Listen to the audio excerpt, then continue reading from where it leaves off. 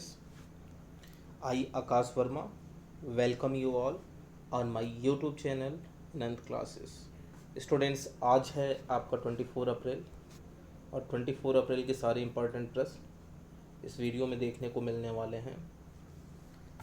चाहे जिस भी एग्ज़ाम की आप तैयारी कर रहे हैं, करंट अफेयर से संबंधित प्रश्न आप निरंतर अगर हमारे वीडियो को देख रहे हैं तो गलत होने का सवाल ही नहीं है।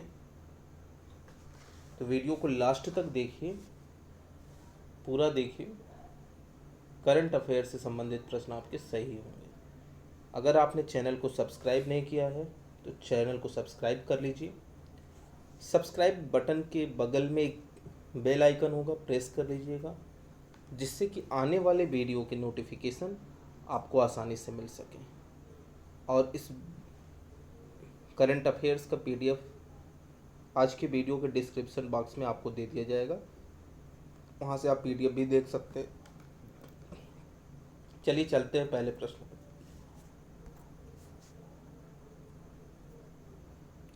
स्टूडेंट्स, पहला है मोस्ट इम्पॉर्टेंट क्वेश्चन कि विश्व पुस्तक और कॉपीराइट दिवस, विश्व पुस्तक और कॉपीराइट दिवस या अंतर्राष्ट्रीय पुस्तक दिवस भी बोलते हैं, निम्नलिखित में से किस दिन मनाया जाता है? विश्व पुस्तक और कॉपीराइट दिवस या अंतर्राष्ट्रीय पुस्तक दिवस निम्नलिखित में से किस दिन मनाया जाता है? ऑप्शन है आपका 21 अप्रैल, 22 अप्रैल, 23 अप्रैल, 18 अप्रैल। स्टूडेंट्स, आपका विश्व पुस्तक और कॉपीराइट दिवस 23 अप्रैल को मनाया जाता है, याद रखिएगा। और इस महीने के जितने भी इम्पोर्टेंट डेट्स हैं, अगर पिछला वीडियोस आपने नहीं देखा है तो उनको देख लीजिए, आपके सारे डाउट क्लियर हो जाएंगे। इस बार का थीम था जो विश्व पुस्तक और कॉपीराइट दिवस को, वो शेयर अ मिलियन स्टोरीज। एक और इम्पॉर्टेंट डे है आज, संयुक्त राष्ट्र अंग्रेजी भाषा दिवस भी मनाया जाता है। क्लियर है बात students?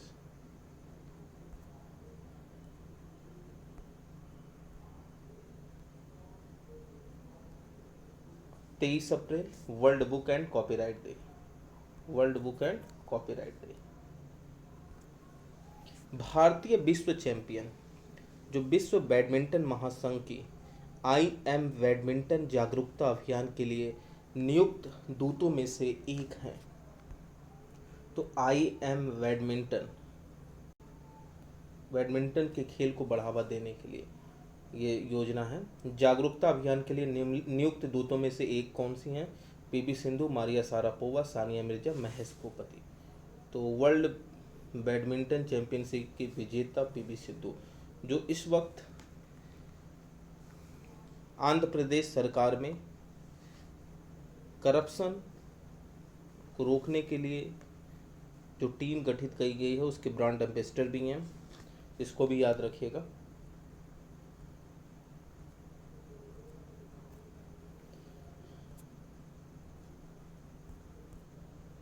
International motorcycle manufacturers association के नए अध्यक्ष का नाम क्या है?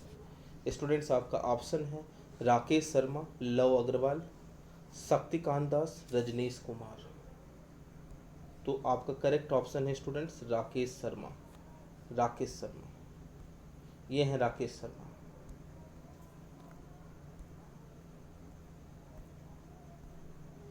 सोलह लाख से अधिक बच्चों को संचार बंदी के दौरान सार्थक तरीके से रखने के लिए उड़ीसा सरकार ने यूनिसेफ के साथ मिलकर अनेक कल्पक गतिविधियों की एक दैनिक सूची जारी की, जिसका नाम है। तो 16 लाख बच्चे जो आंगनवाड़ी के देख रेख में रहते हैं, 3 से 6 साल के बच्चे, उनको देखभाल के लिए उनकी शिक्षा निरंतर सुचारू रूप से चलती रहे और उनके देखभाल के लिए यूनिसेफ के साथ मिलकर अनेक कल्पक गतिविधियों की एक दैनिक सूची जारी की गई, जिसका नाम है। स्टूडेंट्स, ऑप्शन तो आपका घरे घरे या रूढ़िमा, सार्थक योजना, पोषण योजना, उड़ान योजना है। तो आप करेक्ट ऑप्शन आपका है घरे घरे अरूणिमा, घरे घरे अरूणिमा।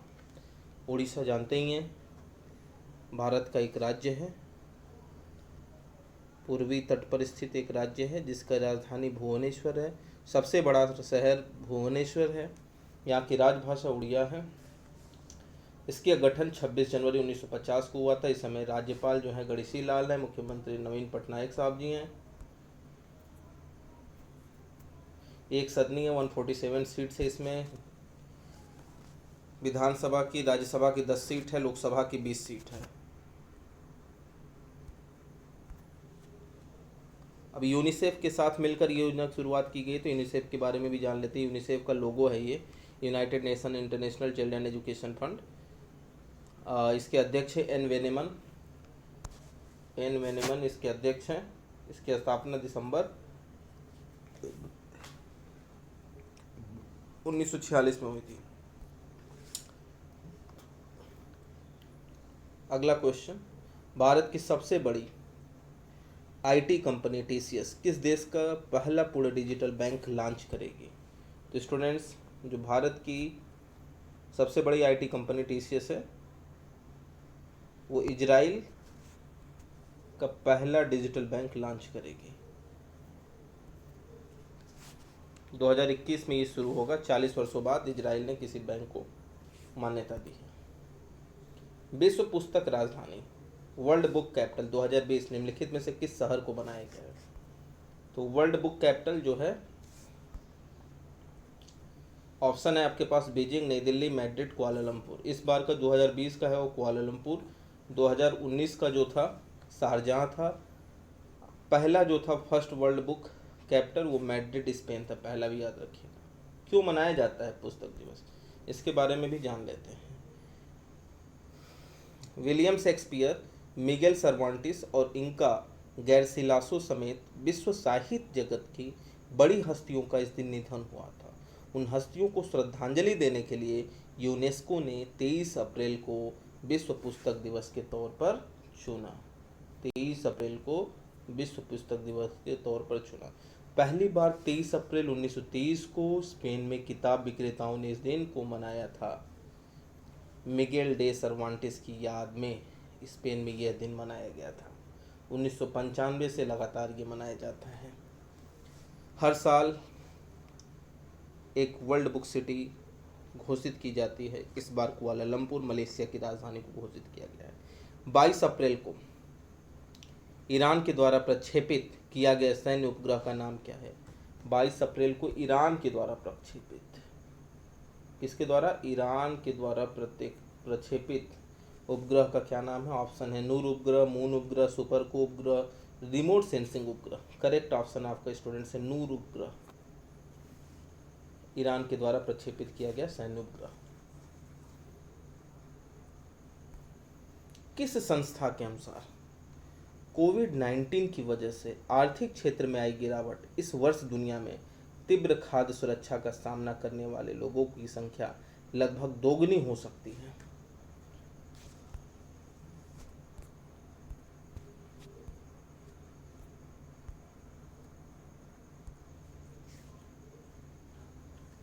तो संयुक्त राष्ट्र, यूनिसेफ, विश्व बैंक, विश्व स्वास्थ्य संगठन। तो संयुक्त राष्ट्र ने कहा है कि कोविड-19 की वजह से आर्थिक क्षेत्र में आई गिरावट इस वर्ष दुनिया में तीव्र खाद्य सुरक्षा का सामना करने वाले लोगों की संख्या लगभग दोगुनी हो सकती है। संयुक्त राष्ट्र का झंडा ये मैनहट्टन टापू पर स्थित है, न्यूयॉर्क शहर में। न्यूयॉर्क संयुक्त राज्य में इसका हेडक्वार्टर है। 193 सदस्य देश हैं इसकी आधिकारिक भाषाएं हैं अरबी, चीनी, अंग्रेजी, फ्रांसीसी, रूसी, स्पेनी। और इसके इस समय के प्रेजेंट टाइम के जो प्रेसिडेंट हैं एंटोनियो गुटेरस। निम्नलिखित में से किस राज्य सरकार द्वारा आपत्ति मित्र या आपात मित्र ऐप और हेल्पलाइन नंबर लॉन्च किया गया है? तमिलनाडु, कर्नाटक, राजस्थान, केरल। तो करेक्ट ऑप्शन आपके स्टूडेंट्स होगा कर्नाटक। कर्नाटक के चीफ मिनिस्टर BS येदियुरप्पा और वहाँ के गवर्नर का नाम है वाजुभाई वाला।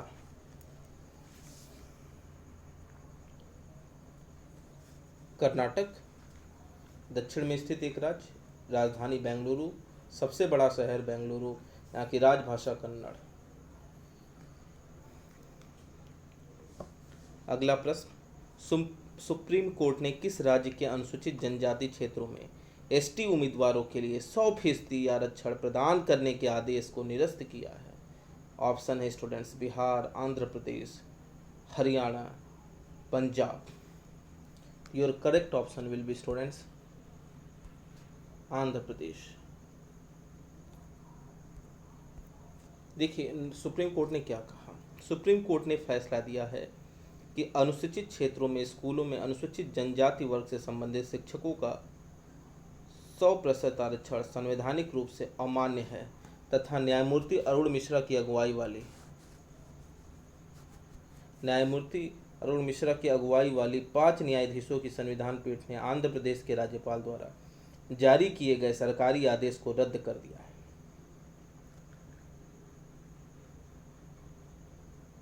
जिसमें एसटी शिक्षकों के लिए